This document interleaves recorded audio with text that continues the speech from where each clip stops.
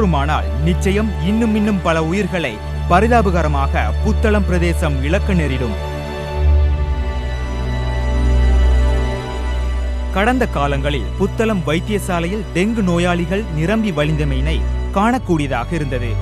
அதேவேளை இந்த வைத்தியசாலையை நாடி வரும் நோயாளிகள் பல்வேறு சிரமங்களுக்கு முகம் கொடுக்க வேண்டியுள்ளதாக விசனம் தெரிவிக்கின்றனர்.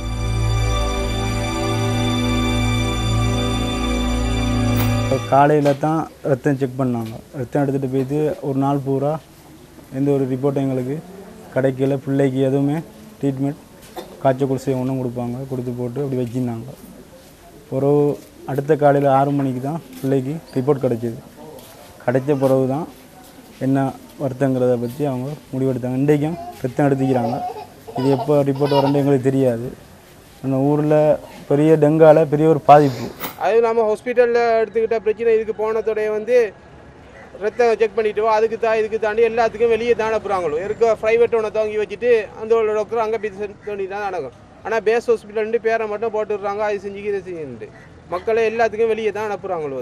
தற்சமயம் புதுசாக அனலைசர் 2 அனலைசர் எங்களுக்கு கிடச்சிருக்குது. ஒன்று ஹெமட்டாலஜி அனலைசர்.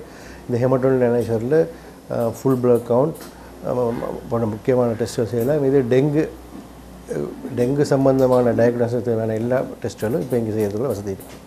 சாதாரண நாட்களில் நாங்கள் ஒரு நாளைக்கு 80 டெஸ்ட் செஞ்சோம்.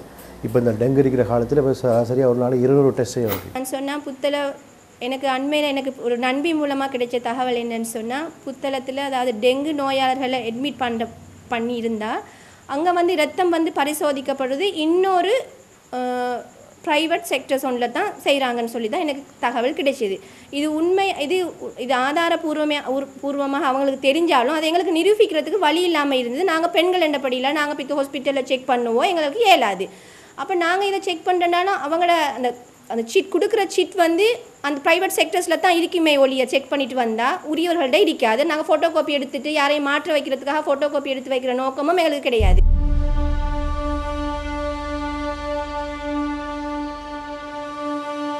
எனினும் ஆய்வுக்கூடம் உட்பட நவீன வசதிகளை இந்த வைத்தியசாலை கொண்டுள்ள போதும் ஏன் இந்த அப்பாவி மக்கள் இரத்த பரிசோதனைகளுக்காக